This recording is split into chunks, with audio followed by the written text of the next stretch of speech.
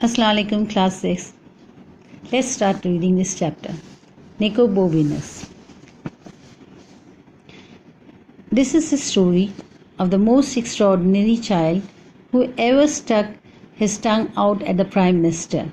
His name was Nicobobinus.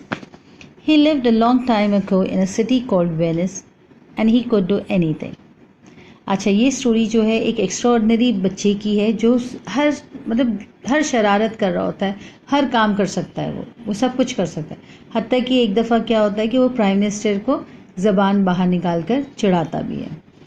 तो ये बच्चा काफ़ी अर्सा पहले एक शहर में रहता है, वेनिस जो है वो इटली का एक शहर है। Okay, of course not everybody knew he could do anything. In fact only his best friend रोजी new and nobody took any notice of anything Rosie said because she was always having wild ideas anyway. अच्छा, ये सब कुछ कर सकता है बल्कि सिर्फ एक रोज़ी को यकीन होता है, बाकी और किसी को नहीं पता होती ये बात।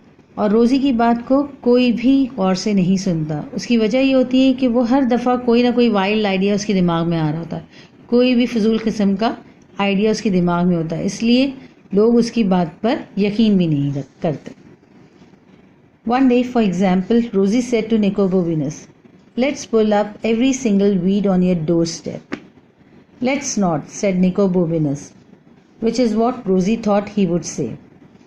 "In that case," replied Rosie, "let's discover the land of dragons." अच्छा, होता क्या है, एक दिन एग्जाम्पल के तौर पे ये बताया गया कि रोज़ी को किस किस्म के आइडियाज़ दिमाग में आ रहे होते, फजूल किस्म के।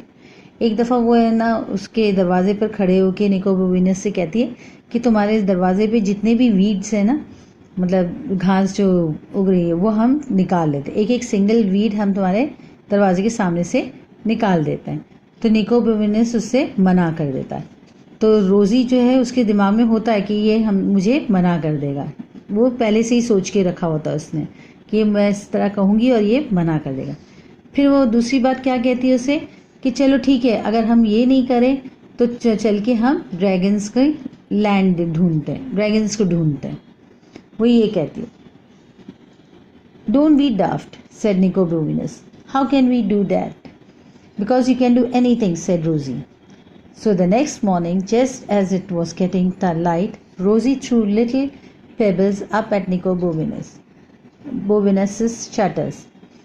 Nicobobinus was still half asleep when he looked out. अच्छा, फिर ये कहने के बाद वो चली जाती है। हालांकि निकोबोबिनस उसे यही कहता है, डोंट बी डाफ्ट, मतलब पागल मत बनो, ठीक है, बेवकूफ़ी वाली बातें मत करो। तो वो कहती है कि नहीं, हम कैसे ये कर सकते हैं, वो पूछता है उससे। तो कहती है नहीं, हम कर सकते हैं, इसलिए कि तुम कर सकते हो, तुम सब कुछ कर सकते हो। ये कहकर वो चली जाती है। और दूसरे दिन क्या होता है, उसकी खिड़की पर कंकर मार के उसे उठा देती है।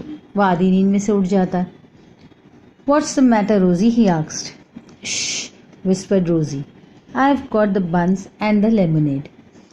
जब वो उठ के आधी नींद में से खिड़की पर आता है और पूछता है कि क्या हुआ रोज़ी, तो वो उसको श करके चुप कराती है और कहती है कि मैं बंस और लेमोनेड यानी लेमन जूस लेकर आई हूँ अपने साथ। "What for?" asked Nicobobinus.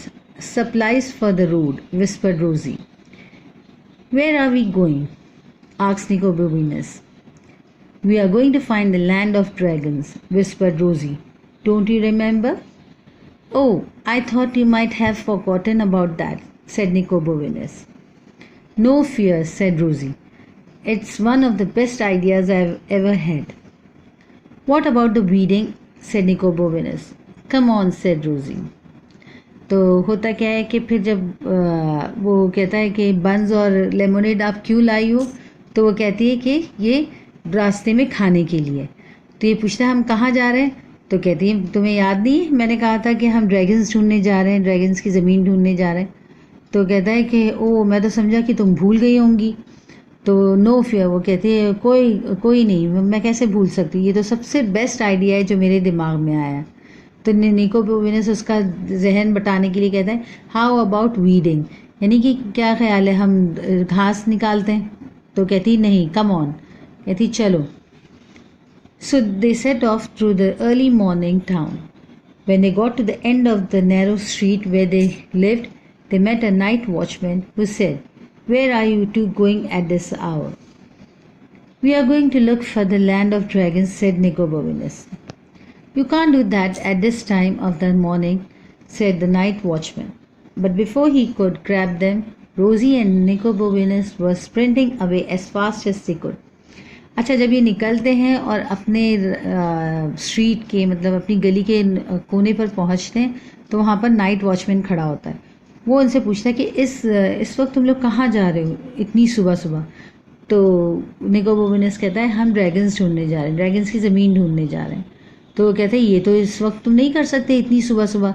ये कहकर वो उन्हें रोकने की कोशिश कर रहा होता है. इससे पहले कि वो उन्हें पकड़ता, रोजी और निकोबोविनस जो है वो भागते हुए वहाँ से निकल जाते हैं तेज़ी से, मतलब उसे चकमा देकर निकल जाते हैं. And they didn't stop running until they had crossed 3 bridges and tripped over a dog that was lying asleep under a garden wall. Rosie's bottle of lemonade smashed against the wall